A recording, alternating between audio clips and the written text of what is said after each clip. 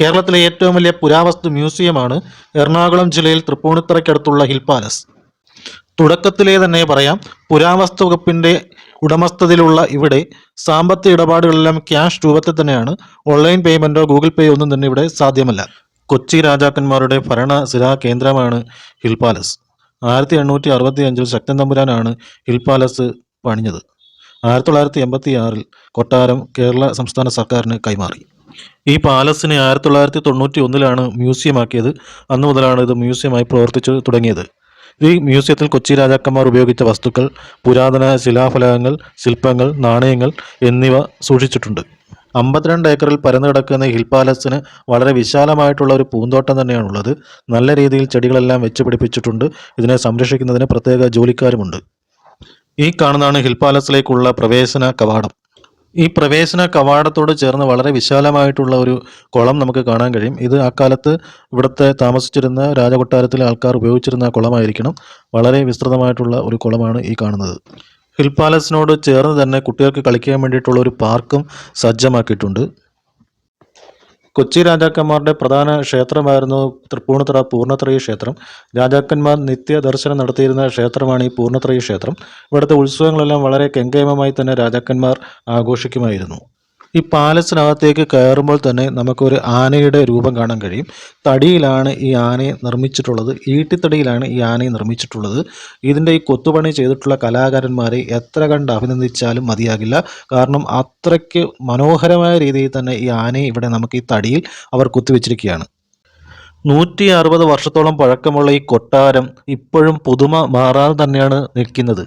ഇതിൻ്റെ തറയോടുകളാണെങ്കിലും അതിൻ്റെ ചുമരുകളാണെങ്കിലും നല്ല ശക്തമായി തന്നെ നിൽക്കുകയാണ്. അക്കാലത്ത് രാജാക്കന്മാർ ഉപയോഗിച്ചിരുന്ന പല്ലക്ക് ഇവിടെ പ്രദർശിപ്പിച്ചിട്ടുണ്ട്. രാജാക്കന്മാർക്കും രാജ്ഞികൾക്കും പ്രത്യേകം രൂപകൽപ്പന ചെയ്തിട്ടുള്ള പല്ലക്കാണ് അക്കാലത്ത് ഉപയോഗിച്ചിരുന്നത്. ബ്രിട്ടീഷുകാർ കൊച്ചി മഹാരാജാവിന് സമർപ്പിച്ച കുതിരവണ്ടികളും ഇവിടെ പ്രദർശിപ്പിച്ചിട്ടുണ്ട്.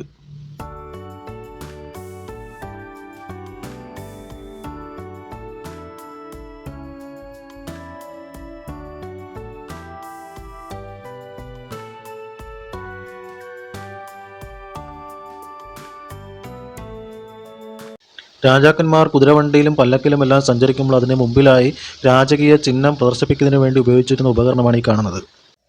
പല്ലക്കിൻ്റെയും കുതിരവണ്ടിയുടെയും മുമ്പിൽ ഈ ചിഹ്നവും പ്രദർശിപ്പിച്ച് വരുമ്പോൾ ഈ പല്ലക്കിലും കുതിരവണ്ടിയിലും വരുന്നത് രാജാവാണെന്ന് മനസ്സിലാക്കി ആളുകൾ വഴിമാറി കൊടുക്കുമായിരുന്നു. ഹിൽ പാലസിനോട് ചേർന്നൊരു ശില്പശില ഗ്യാലറി സ്ഥാപിച്ചിട്ടുണ്ട്. ഇതിൽ കല്ലിൽ കൊത്തിവെച്ച ദൈവങ്ങളുടെ ശില്പങ്ങൾ പ്രദർശിപ്പിച്ചിരിക്കുന്നു.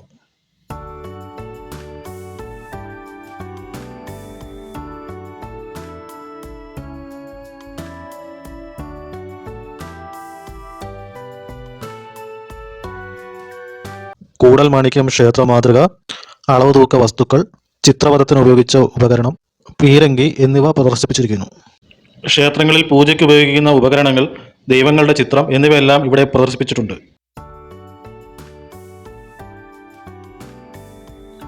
മണിച്ചിത്രത്താഴ്, മൂന്നാം മുറ, കളിയൂഞ്ഞൽ, ചോട്ടാമുംബൈ, ഡ്രീംസ് തുടങ്ങിയ സിനിമകളും ഇവിടെ വെച്ച് ചിത്രീകരിച്ചിട്ടുണ്ട്. മണിച്ചിത്രത്താഴ് എന്ന സിനിമയിലെ ഒരു പ്രധാനപ്പെട്ട ഭാഗം ചിത്രീകരിച്ചത് ഇവിടെ വെച്ചിട്ടാണ്. മണിച്ചിത്രത്താഴ് എന്ന സിനിമയുടെ വളരെ കുറച്ച് ഭാഗങ്ങൾ മാത്രമേ ഇവിടെ വെച്ച് ചിത്രീകരിച്ചിട്ടുള്ളൂ. കൂടുതൽ ഭാഗങ്ങളും ചിത്രീകരിച്ചിട്ടുള്ളത് തിരുവനന്തപുരത്ത് പത്മനാഭപുരം പാലസിൽ വെച്ചാണ്. ഇതിൻ്റെ പടവുകൾ ഇറങ്ങി നമ്മൾ താഴേക്ക് ചെന്ന് കഴിഞ്ഞാൽ നമ്മൾ എത്തിച്ചേരുന്നത് ഒരു കുളത്തിൻ്റെ അരികിലാണ്.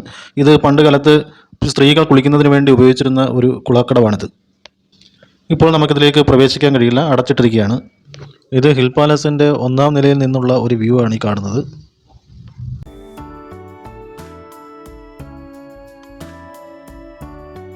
എറണാകുളം രാജകുടുംബവുമായി ബന്ധപ്പെട്ട ചരിത്രപരമായിട്ടുള്ള എല്ലാ സംഭവങ്ങളും ലിഖിത രൂപത്തിലും ചിത്രരൂപത്തിലും ഇവിടെ പ്രദർശിപ്പിച്ചിട്ടുണ്ട്.